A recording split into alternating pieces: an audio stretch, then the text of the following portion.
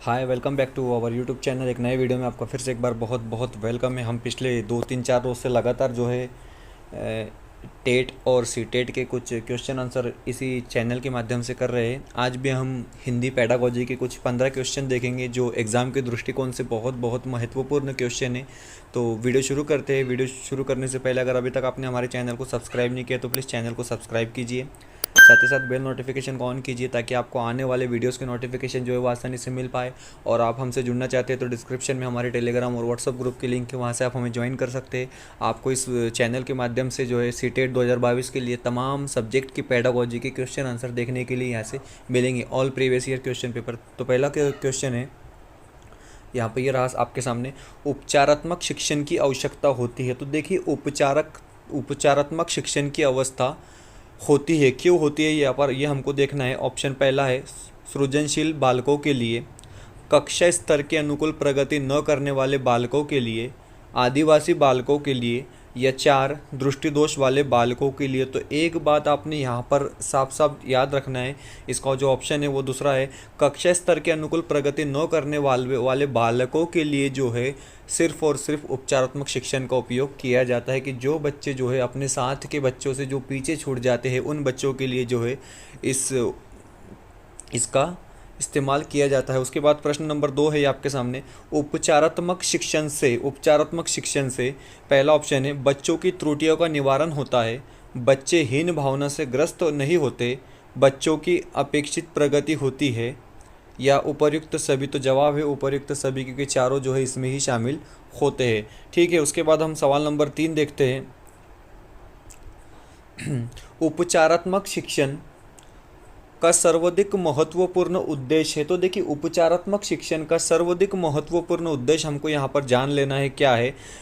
पहला ऑप्शन है छात्रों की कमियों को दूर करना, दूसरा ऑप्शन है छात्रों की कमियों का पता लगाना, तीसरा ऑप्शन है विषय के प्रति छात्रों में रुचि उत्पन्न करना, और चौथा ऑप्शन है छात्रों की प्रगति का ज्ञान प्राप्त करना। तो देखिए, ये चारों ऑप्शन जो बड़े कन्फ्यूजन वाले हैं, इसमें से आपको आपका सही जवाब यहाँ पर आपको ढूंढना है। और इसका जो सही जवाब हो जाएगा वो हो जाएगा छात्रों की कमियों को दूर करना, क्योंकि उपचारात्मक शिक्षण का काम ही है बच्चों में कमियाँ ढूंढने का काम है, कि बच्चा किस वजह से पीछे रहता है।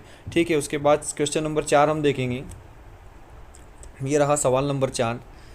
सवाल नंबर 4 है मोहन की शिक्षिका केवल उसकी व्याख्या संबंधित त्रुटियों को दूर करती है। यह देखिए, मोहन की शिक्षिका क्या करती है, केवल उसकी व्याख्या संबंधित त्रुटियों को दूर करती है, कमियों को दूर करती है। यह 4 ऑप्शन आपके सामने है।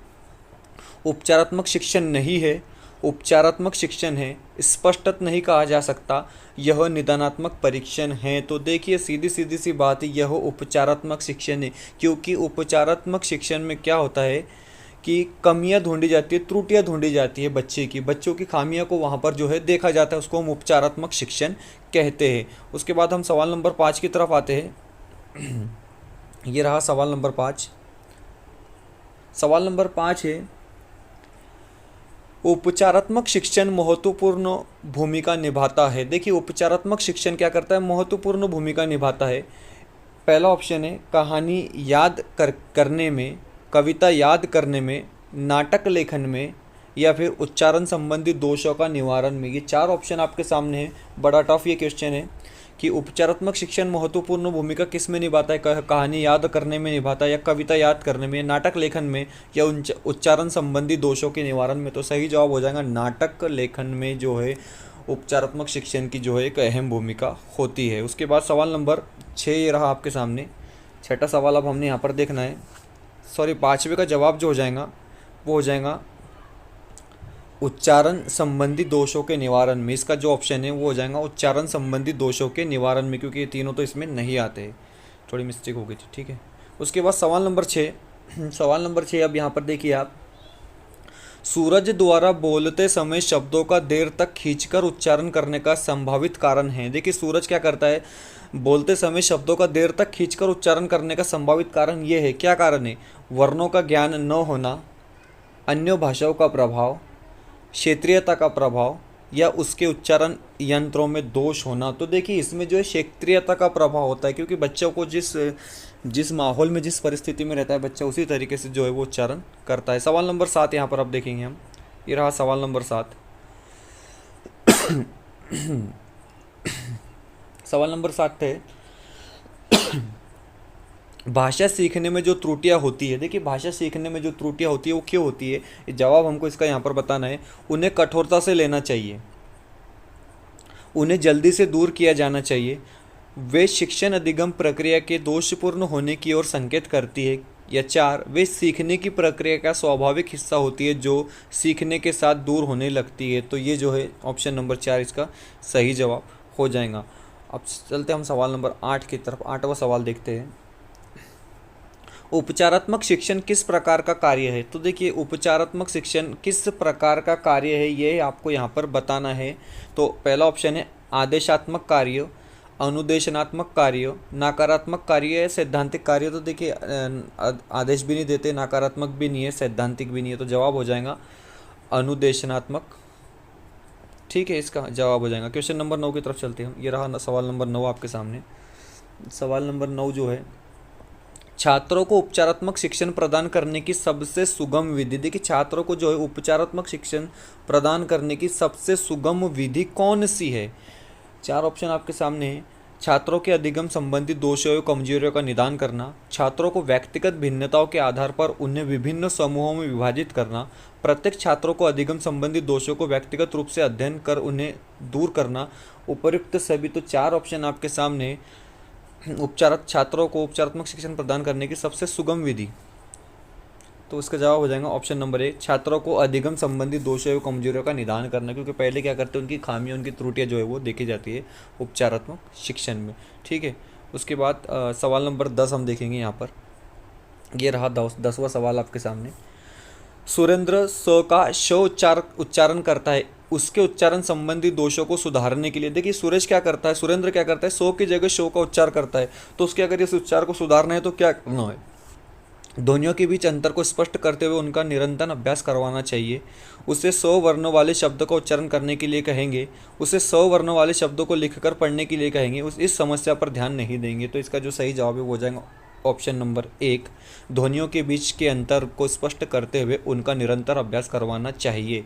सवाल नंबर 11 देखेंगे। उपचारात्मक शिक्षण का आधार निम्नलिखित में से कौन सा है। तो देखिए उपचारात्मक शिक्षण का आधार हमको निम्नलिखित में से पहचानना है कि कौन सा है। तो पहला ऑप्शन है स्वपरीक्षण, पाठ्यपुस्तक परीक्षण, निदानात्मक परीक्षण, व्याख्यान परीक्षण। तो आसान सा क्वेश्चन है, निदानात्मक परीक्षण है, क्योंकि निदानात्मक में क्या होता है कि बच्चों की जो कमियां जो है वो देखी जाती है। ठीक है, उसके बाद सवाल नंबर 12 हमने यहाँ पर अब देखना है, उपचारात्मक परीक्षण होना चाहिए। सवाल नंबर 12 है, उपचारात्मक परीक्षण होना चाहिए।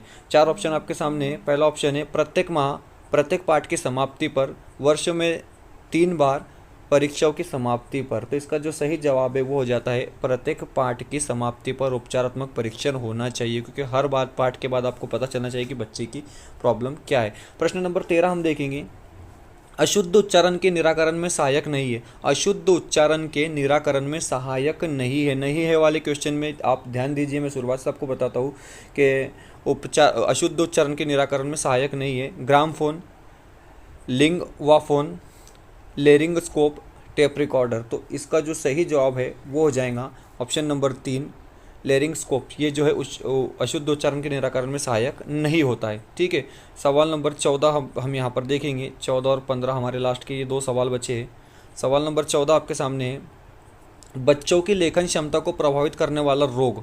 देखिए लेखन क्षमता जिससे प्रभावित होती है वो रोग कौन सा है, अफेजिया है, एप्रेक्सिया है, डिस्लेक्सिया है या अलेक्सिया है। तो देखिए लेखन क्षमता को प्रभावित करने वाला रोग यहाँ पर जो है वो हो जाएगा हमारा ऑप्शन नंबर, इसका जो सही जवाब है वो हो जाएगा ऑप्शन नंबर 2, अप्रेक्सिया। ठीक है, उसके बाद हम अपने 15वें क्वेश्चन की तरफ आते हैं। 15वां सवाल ये रहा आपके सामने, उपचारात्मक शिक्षण के संबंध में अनुचित कथन। देखिए अनुचित कथन आपको यहाँ पर बताना है उपचारात्मक शिक्षण के संबंध में।